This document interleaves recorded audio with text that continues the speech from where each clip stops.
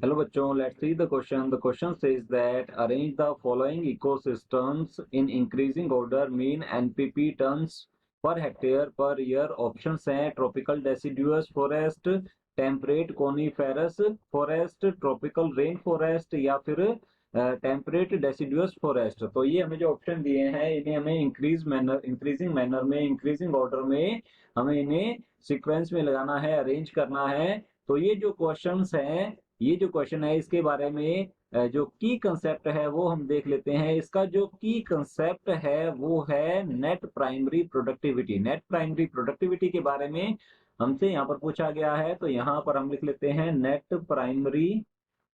Primary productivity. अब net primary productivity जो है, जो प्लांट्स होते हैं या जो प्रोड्यूसर्स हैं, जो वो ऑर्गेनिक मैटर स्टोर करते हैं, तो यहाँ पर हम लिख सकते हैं जो प्रोड्यूसर्स होते हैं, प्लांट्स जो हैं, वे जो ऑर्गेनिक मैटर को स्टोर करते हैं, तो यहाँ हम लिख लेते हैं इनके पास जो ऑर्गेनिक मैटर स्टोर होता है, stored organic organic matter stored organic matter per unit of area and per unit time.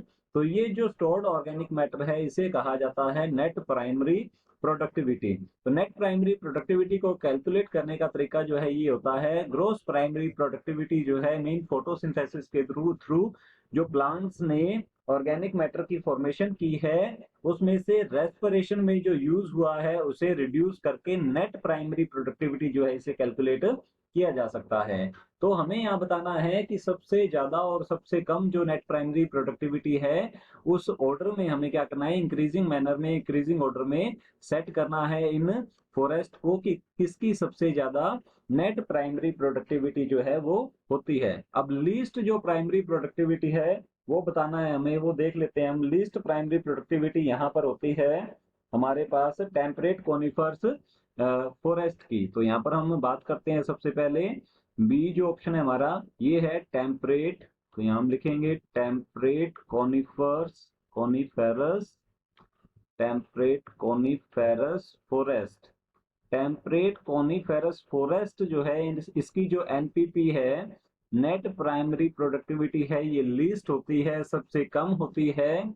और इसके बाद जो है आ जाता है हमारे पास टेम्परेट डेसिडुअस फॉरेस्ट। तो यहाँ हम लिखेंगे टेम्परेट, तो हमारा जो फर्स्ट नंबर है वो तो हो जाएगा टेम्परेट कॉनिफेरस फॉरेस्ट का। और फिर आगे की ओर आ जाता है टेम्परेट, हम यहाँ पर लिखते हैं टेम्परेट डेसिडुअस फॉरेस्ट। तो यहाँ लिख लेंगे temperate deciduous deciduous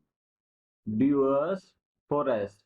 temperate deciduous forest जो होते हैं यहाँ इन्हें हम कहते हैं ब्रॉड लीफ फॉरेस्ट। तो इन्हें कहा जाता है ब्रॉड लीफ फॉरेस्ट भी कहा जाता है। और इनकी जो नेट प्राइमरी प्रोडक्टिविटी है ये as compare to temperate coniferous forest जो है ये ज्यादा होती है। तो सेकंड नंबर पे जो है ये आ जाएगा हमारे पास ऑप्शन डी। नेक्स्ट जो है ये होता है ट्रॉपिकल डेसिडुअस फॉरेस्ट, मीन हमारा ऑप्शन ए आ जाएगा। तो यहाँ पर हम लिखते हैं ए, ऑप्शन ए है हमारे पास, और ये है ट्रॉपिकल डेसिडुअस फॉरेस्ट। तो यहाँ लिख लेंगे ट्रॉपिकल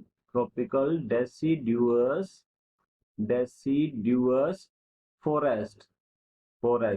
तो ट्रॉपिकल डेसिडुअस फॉरेस्ट जो है यहाँ पर रेनफॉल जो है वो हैवी होता है, रेनफॉल हैवी है, और यहाँ पर टेम्परेचर जो है वो भी ना बहुत ज्यादा ना बहुत कम होता है। और इसकी जो नेट प्राइमरी प्रोडक्टिविटी है ये टेम्परेट डेसिडुअस फॉरेस्ट से भी ज्यादा होती है। तो हमारा जो थर्ड नंबर है वो आ जाएगा हमारे पास यहाँ पर ऑप्शन ए। नेक्स्ट जो है सबसे ज्यादा जो नेट प्राइमरी प्रोडक्टिविटी है वो होती है ट्रॉपिकल रेन फॉरेस्ट की।